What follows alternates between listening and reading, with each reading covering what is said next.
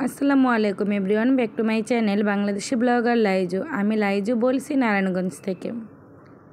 এই যে দেখো কত আরামের বাতাস, তাই না?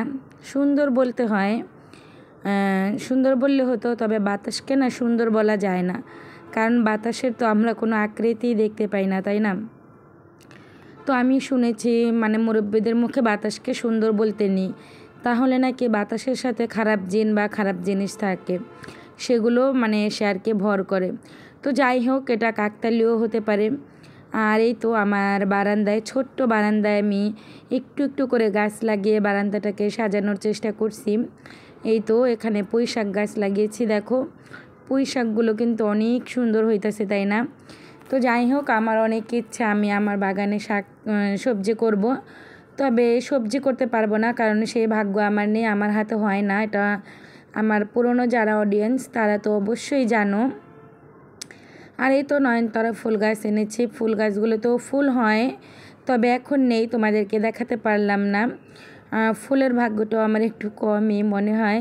তো যাই হোক, সস্তা পেয়ে বস্তা ভরে মুরগি আনতে চেয়েছি, আর কি হয়েছে জানো, সেটা তোমাদেরকে বলবো এক সময়। তো এখানে আমি 2টা মুরগি আনছি, একটা হচ্ছে গিয়ে মানে শক্ত কক মুরগি, আর একটা হচ্ছে লাল কক মুরগি।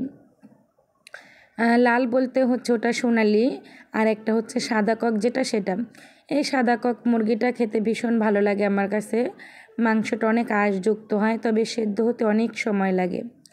তো যাই হোক, এই তো এখানে মুরগিটাকে আমি ড্রেসিং করে এনেছি। এখন এই তো মানে একটু ছেঁকা দিয়ে নিচ্ছি, কারণ চামড়া সহ কাটবো। আর এই তো আমি কিন্তু নাড়ি ভুড়ি ফেলে তারপর ড্রেসিং করেছি, নাড়ি ভুড়ি ফেলে ড্রেসিং করাটাই উত্তম।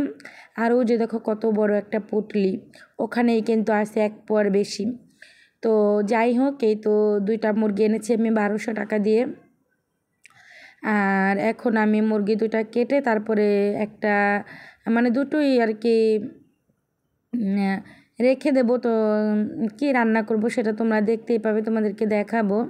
তো এর আগে আমার প্রিয় আপু এবং ভাইয়াদেরকে বলি, যারা ভিডিওটা এখনও লাইক দাওনি, ভুলে গেছো, প্লিজ একটা লাইক দিয়ে ভিডিওটি শেষ করার অনুরোধ রইল। মাত্র 4 মিনিট 27 সেকেন্ডের একটা ভিডিও, পুরোটা দেখার অনুরোধ রইল। আর এই তো এখন আমি মুরগিটা কেটে নিতেছি। আচ্ছা, মুরগি কাটতে ভালো লাগে নাকি মাছ জানাবে। আমার কাছে না দুটো কাটতেই ভালো লাগে, আমি মুরগি মাছ কাটতে বেশ পছন্দ করি, তবে ছোট মাছটা কাটতে একটু বিরক্ত লাগে, বড় মাছ কাটতে কিন্তু ভীষণ ভালো লাগে। আর এখন কিন্তু অনেকটাই অলস হয়ে যাচ্ছি, মাছ কেটে আনার পরিবর্তে মানে ঘরে কাটার পরিবর্তে অনেক সময় বাজার থেকেই কেটে আনি। তো যাই হোক, এই তো মুরগির যে পরগুলো সেগুলো আমি এভাবে উঠিয়ে নিচ্ছি, কারণ চামড়া সহ কাটলে কিন্তু এভাবেই উঠিয়ে নিতে হবে একদম ফ্রেশ করে। আর এই তো অনেক যুদ্ধ করে তারপর মুরগিটাকে কেটে নিতেছি। গ্রামের বাড়ির ভিডিওগুলো অনেক দিয়েছি, মানে এমনিতে তো ঠিক মতো ভিডিও দিতে পারি না, তো গ্রামের বাড়ির আরও কয়েকটা ভিডিও আছে, সেগুলো দেখাবো তোমাদেরকে, তোমাদের মাঝে শেয়ার করে দেব। তো বাসারও কিছু ভিডিও, কিছু বলতে একটা ভিডিওই আছে, আসলে সেটাও দিচ্ছে। আসলে আমার না ইদানিং মানে ভিউজ না হওয়ার কারণে মনটা একদম খারাপ থাকে, মনে চায় না একদম যে ভিডিও দিই, তো তারপরও ভালোবাসার টানে ভিডিওগুলো দেওয়ার চেষ্টা করি।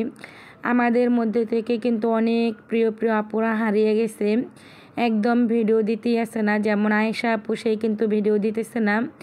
তো যাই হোক, এই তো মুরগিটা কাটাকুটি শেষ, ধুয়ে একদম ফ্রেশ করে রেখে দিয়েছি।